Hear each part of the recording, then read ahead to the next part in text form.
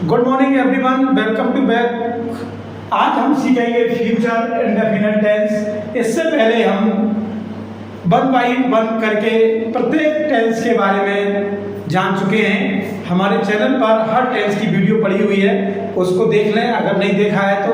आज हम future indefinite tense की बात करेंगे। किसी भी टेंस को बनाने से पहले हमें उसकी पहचान की आवश्यकता होती है। हम सबसे पहले पहचानेंगे कि किस टेंस का वाक्य है, फिर उसके बाद में उसको बनाते हैं। तो हम सबसे पहले बात करते हैं पहचान की। इसके वाक्य के अंत में गा गी गे शब्द आते हैं और कार्य का भविष्य में होना पाया जाता है। To describe an action in future, कार्य का भविष्य में वर्णन किया जाता है। इसके लिए स्ट्रक्चर है। पॉजिटिव सेंटेंस के लिए सब्जेक्ट हेल्पिंग वर्ब विल या शैल का प्रयोग करेंगे। मेन वर्ब की फर्स्ट फॉर्म, फिर ऑब्जेक्ट, फिर अदर वर्ब।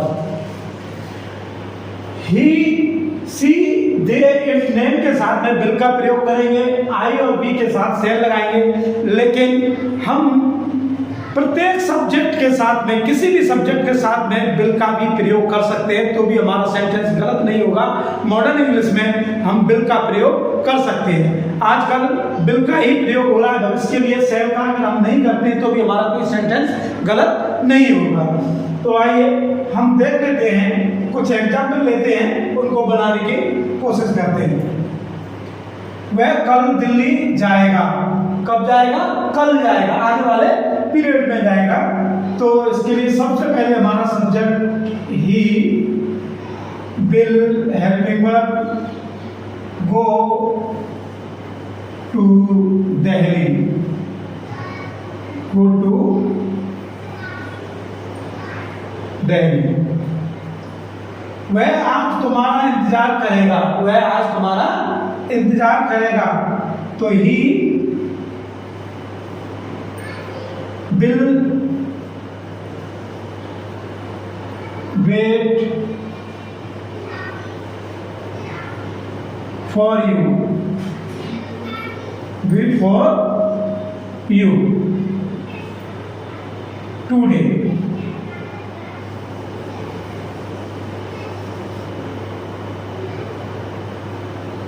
सॉरी, यहाँ टुमारो रह गया।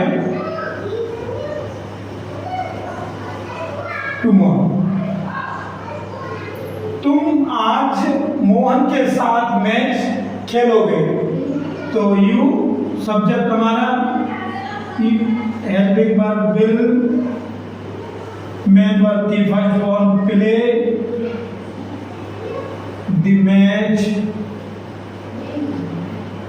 कब खेलोगे? आज, टुडे। नेक्स्ट, मैं तुम्हें कल पढ़ाऊंगा। मैं तुम्हें कल पढ़ाऊंगा। तो हमारा सब्जेक्ट आई के according shall helping verb teach you tomorrow.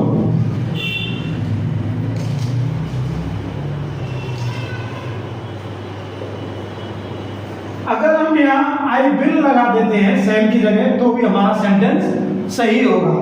I will teach you tomorrow. हम कल विद्यालय जाएंगे। तो वी विल गो टू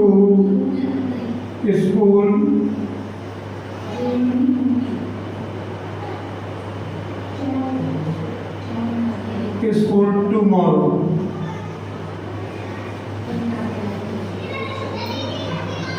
यहाँ बी के साथ में हमने विल का प्रयोग किया। वैसे शैल का प्रयोग होता है, लेकिन विल का भी कर दिया तो भी हमारा सेंटेंस गलत नहीं होगा। आगे हम ले लेते हैं नेगेटिव सेंटेंस। हम बात करते हैं नेगेटिव सेंटेंस की।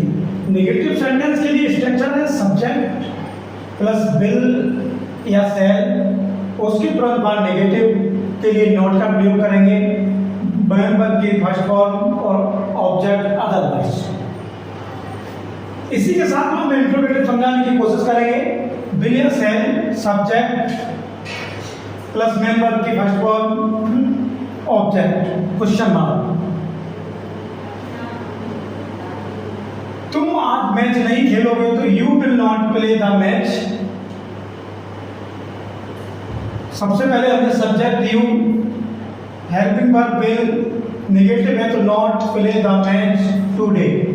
अगर हम इसी का इंट्रोगेटिव बनाते हैं तो इंट्रोगेटिव में क्या होता है कि हमारा जो हेल्पिंग वर्ब होता है वो सबसे पहले लगाया जाता है जो सेंटेंस हमारे इंट्रोगेटिव शब्द क्या से शुरू होते हैं, यस नो टाइप के क्वेश्चन वाले जो सेंटेंस होते हैं, और उनके लिए जब हम बनाते हैं तो सबसे पहले हेल्पिंग वर्ब का प्रयोग किया जाता है, उसके बाद सब्जेक्ट, फिर मेन वर्ब, फिर अदर वर्ड्स। अगर बीच में नोट आ जाता है, इंट्रोगेटिव विद नेगेटिव होता है तो हेल्पिंग सब्जेक्ट के बाद में नोट का प्रयोग करते हैं।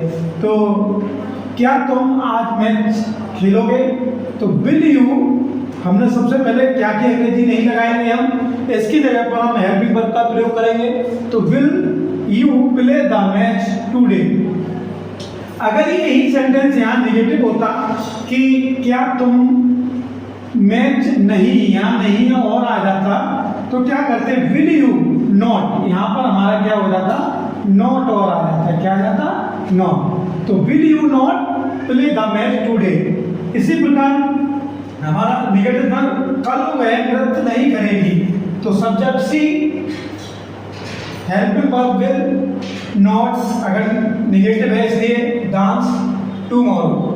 अगर इसी का हम इंट्रोगेटिव बना देते हैं तो इंट्रोगेटिव में क्या होगा, सबसे पहले हमारे सब्जेक्ट के according helping verb will, she structure के अनुसार she, helping main verb dance tomorrow.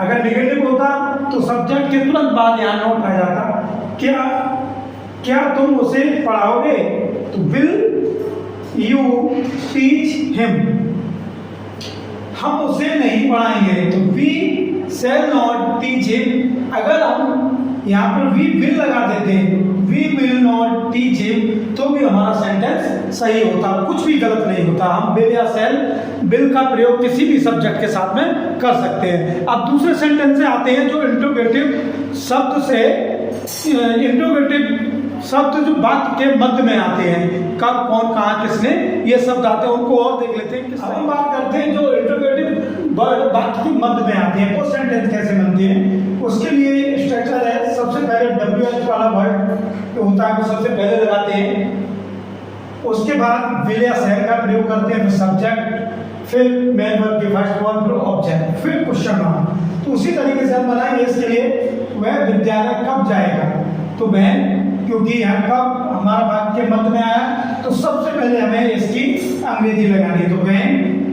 उसके तुरंत बाद स्ट्रक्चर के अनुसार विल या शैल का प्रयोग करेंगे, तो हमारा हेल्पिंग वर्ब विल, फिर हमारा सब्जेक्ट के अकॉर्डिंग सब्जेक्ट हमारा ही है तो ही, मेन वर्ब की first verb go to school, object आ गया। इसी तरीके से दूसरा, तुम पत्र क्यों लिखोगे, तो इंट्रोगेटिव वर्ड सबसे पहले हम निकाल लेंगे वाई, उसके तुरंत बाद हेल्पिंग वर्ब विल का प्रयोग करेंगे, will you write a letter. Seema बाजार क्यों जाएगी, तो इंट्रोगेटिव वर्ड हमारा क्या है, वाई है। वाक्य में तो सबसे पहले हम इसकी अंग्रेजी लगाएंगे वाई, उसके तुरंत बाद हम हेल्पिंग वर्ब विल या शैल का प्रयोग करेंगे, हेल्पिंग वर्ब हमारा विल, उसके तुरंत बाद सब्जेक्ट, फिर मेन वर्ब की first verb go to market. इस तरीके से फ्यूचर इंडेफिनिट टेंस के सभी सेंटेंस बनाए जाते हैं, और मैं समझता हूँ ये फ्यूचर इंडेफिनिट टेंस आपका बिल्कुल क्लियर हो गया होगा। Thank you.